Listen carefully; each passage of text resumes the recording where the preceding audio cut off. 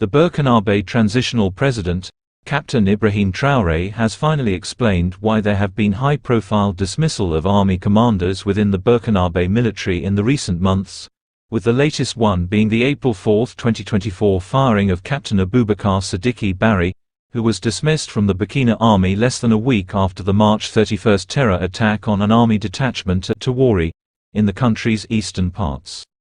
The same being an attack that saw 73 individuals lose their lives, among them being 16 Burkina soldiers, 32 civilians and 25 volunteers for the safeguarding of the homeland. In this interview that he granted to RTB journalists on the evening of April 26, 2024, the youthful head of state said that army commanders like Aboubacar Sidiki, and the other few high-ranking commanders that have so far been dismissed from the Burkinabe army since his coming to power in October 2022, were particularly dismissed because they slept on the job, and risked the lives of other soldiers under their command. That, in the current war against Sahel violent extremist organizations, a soldier is not allowed to sleep on his job, and he only has two options, either to leave the military, or be responsible on his job, and without saying much, take a listen at him explain himself here. So,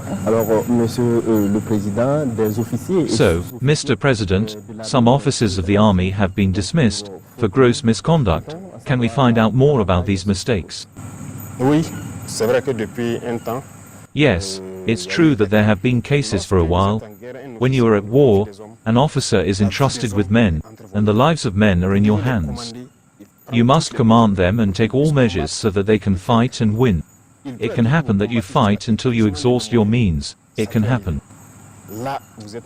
There, you die as a hero. But when the officer does not take all measures, so that his men can fight, or that the men do not respond for themselves, because they were trained to carry out orders, I will give you some examples.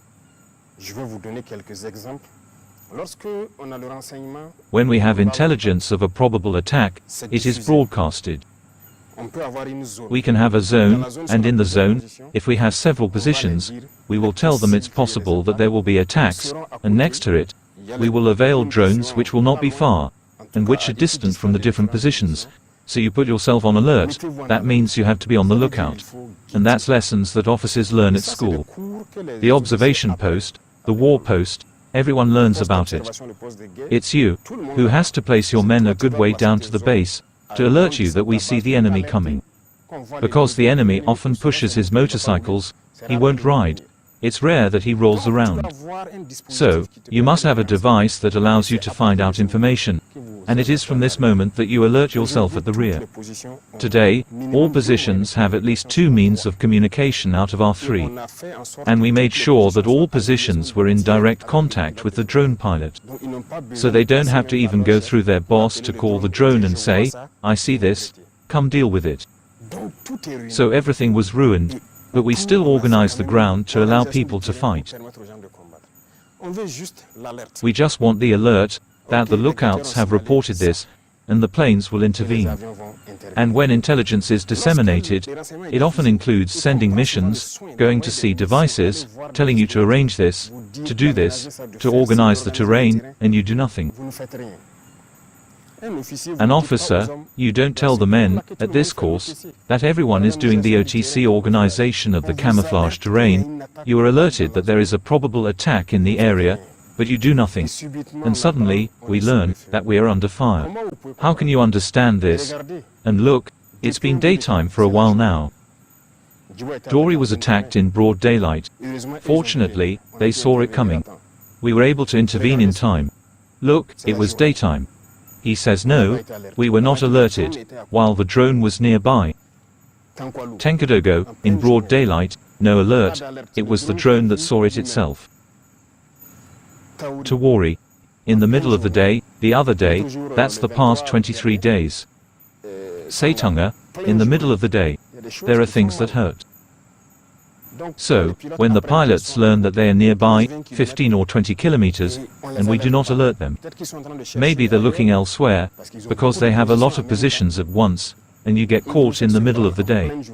How can we explain this? This is a serious mistake. You will sacrifice your men. An officer doesn't sleep. He is resting.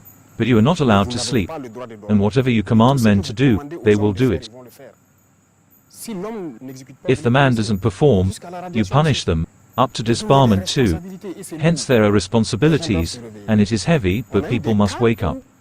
We have had cases where people report the arrival of enemies. The drones arrives and the pilot asks them, so it's which side, we've observed or not seen. He says no, well, we had reported before, and we say who reported, do you have anyone? Do you see the antennas, the pylons there? But they don't.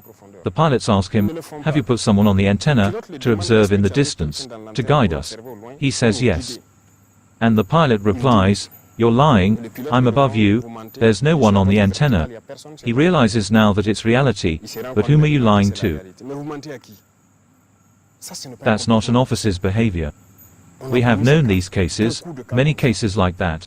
So, you cannot be more concerned about the lives of your men than you, the officer on the ground. So that's why before last year, we said that those who want to leave the army, you just have to leave. And there is that note from the Ministry of Defense. If you don't leave, you will be responsible if you fail, and for me, it's a betrayal. When an officer does not make his men work, or does not take all measures. If you take all measures and fight against losses, we can understand. But when measures are not taken, we will tell you again, and that will be final, because you are not going to sacrifice people's children unnecessarily. Mr. President, will these radiations not have an impact on the cohesion of the group? And the deaths?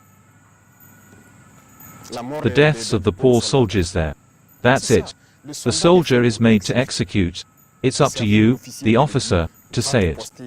Go stand here, observe and report back to me. And the officer is constantly listening. It's up to you, the officer, to say in the morning, that make obstacles here.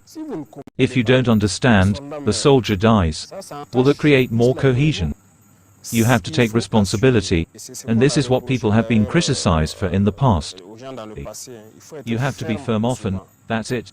War is not fought in laxity, because it is not paid in cash, it is paid in blood. I have been in the field, the men who have been in the field know me. You might find me harsh there, but we get along very well.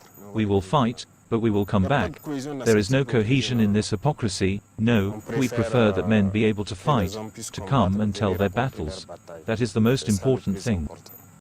Anyway, if you found this video to be interesting, leave a comment on Niger and the Sahel region in general, because more updates on what's happening in this region are coming.